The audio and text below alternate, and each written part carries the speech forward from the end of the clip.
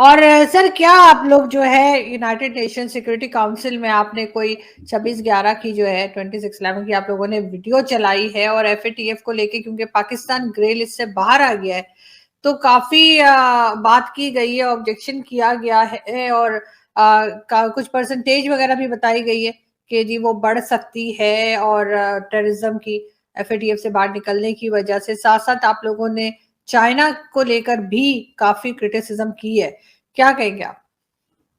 देखिए आरजू जी, शो में बुलाने के लिए धन्यवाद। हाँ, ये आज बात हुई, मुंबई में हुआ और मुंबई में ताज पैलेस में हुआ। ये वही होटल है जहाँ 26/11 का इंसिडेंट हुआ था।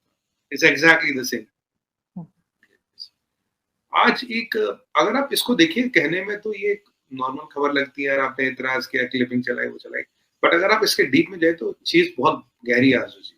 सबसे बड़ी चीज गहरी है। आज मुझे इस चीज में धमकी बहुत ज्यादा दिख रही है, इसमें डिप्लोमेसी बहुत ज्यादा दिख रही है। क्यों? पहले आपने वही जगह पे ये अधिवेशन किया जहां टेररिस्ट अटैक हुआ, तो मतलब इट इज नॉट फिक्शन। तो यहाँ जहां हम बैठे यही लोग मारे गए थे, ठीक है, लोगों को एक फील आया तो वहां बैठे थे। फिर वहां एक रीफ्रेइंग सेरेमनी की गई, तो हाँ, तो जो रीफ्रेइंग में गया तो ही acknowledge and agrees that there has been a problem like that. तीसरी चीज जो डॉक्टर जयशंकर साहब, देखिए, I see a major change in tactic. आज इंडिया ने क्लिपिंग चला के दिखा दी। यूजुअली ऐसे क्लिपिंग चलाते नहीं कि देखो जी ये जब हो रहा था जिस होटल में आप बैठे, तब यहाँ पे ये जो मीर है, मेजर मीर है शायद इसका नाम, ये यहाँ से डायरेक्ट कर रहा था कि ऐसे करो, वहां जाओ, यहाँ जाओ, ये जाओ, वो जाओ। तो मतलब एक उनको एक फील दिया गया, एक मतलब एक 360 डिग्री का एक रियलिटी चेक बताया गया, ये हमारा चलेगा। Doctor Jaishankar was very clear in few points. पहली बार उन्होंने बोला, देखिए जी, जब तक टेररिज्म को पैसा ना मिलता, टेररिज्म को चलने के लिए पैसा चाहिए, तंजीमें तब तक चलती है जब तक पैसा आते रहे। पैसा, अब देखिए, आपकी आपकी आपकी ये वीडियो बीच में थोड़ी सी रुक रही है सर, आपकी आवाज सही नहीं आ रही, आपकी आपकी ऑडियो में प्रॉब्लम आ रही है। अब ठीक है? जी, अभी अभी बेटर है। अब आप ठीक है रिपीट कर देंगे आप जो बता रहे थे? जी जी। हाँ, तो मैं कह रहा था कि डॉक्टर जयशंकर साहब ने पहले बोला, एक जगह का बताया गया, तो एक, पर हम उसको एक टेररिस्ट एक्टिविटी ना देखें, उसे और भी कुछ बढ़ के देखें।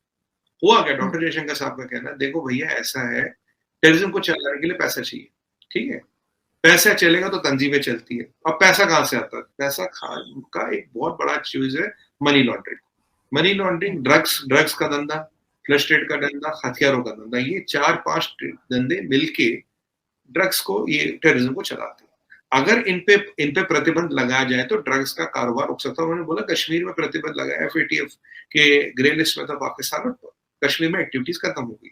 अब आपने उनको बाहर निकाल दिया तो जाहिर सी बात है कि एक्टिविटीज बढ़ेंगी, क्योंकि पैसा कहीं ना कहीं से फिर आना शुरू हो जाएगा। जो मैंने आपको लास्ट टाइम भी बोला था कि आप 2-3 बार तो ग्रे लिस्ट से अंदर बाहर कर चुके हो, कोई पहली बात तो है नहीं। तो अब आप निकलोगे तो फिर पैसा शुरू हो जाएगा, फिर कहीं ना कहीं उसकी उसकी गूंज सुनाई देगी। और डॉक्टर जयशंकर साहब ने ये भी बोला भाई, कि जो मेरा एनालिसिस है कि उन्होंने एक धमकी भी दी है, बहुत क्लियर धमकी दी है डॉक्टर जयशंकर साहब ने, कि देखिए, अगर आप ये पैसा नहीं रोकोगे, ये कारोबार नहीं रोकोगे, तो पैसा आता रहेगा, पैसा आता रहेगा, आतंकवाद चलता रहेगा, रुकेगा।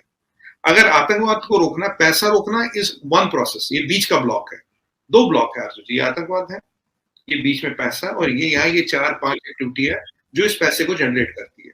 तो अगर हमें आतंकवाद को रोकना है तो हमें इन एक्टिविटियों को भी रोकना पड़ेगा। आज आप बोल सकते हो कि भाई पाकिस्तान तो पैसे नहीं लगा रहा, पाकिस्तान की सरकार, पर पैसा आ कहां से रहा? पाकिस्तान तो इन चीजों से आ रहा है ना। देखिए, अभी हमने गुजरात में एक एयरफील्ड बनाया 130 किलोमीटर दूर आपके बॉर्डर से। काफी लोग मुझे पूछते हैं 130 किलोमीटर दूर एयरफील्ड क्यों बनाया, और वहां तो भाई जो फाइटर जेट की स्पीड होती है उसके लिए 130 किलोमीटर होता क्या है? तो गुजरात के पास एयरफील्ड बनाने का मतलब क्या है? मैंने कहा, पहले जो तस्करी होती थी वो अंडमान निकोबार से होती थी, जब से वो एरिया टाइट हो गया, अब चेती बंदर नाम की एक जगह है, अब यहाँ से आपके यहाँ, और वो बड़ा पोरस बॉर्डर वहां बढ़ाना। उसी भाषण में मोदी जी ने कहा था कि नेवी को स्ट्रेंथन करना पड़ेगा, आपने देखा होगा, नेवल पेट्रोलिंग को स्ट्रेंथन करना पड़ेगा, मर्चेंट नेवी को बढ़ाना पड़ेगा। और यहाँ पे आपने देखा पीछे कुछ दिन पहले इंडिया में करीब 75 स्थानों पे, 75 अड्डों पे एनआईए के रेड हुए, अभी अड्डे किसके हैं, किस किसके नहीं है, ये पता हो जाएगा, खुलासा होगा। आप जानते हो, मैं जानती हूँ किसकी तरफ दिमाग कहाँ की तरफ भाग रहा है।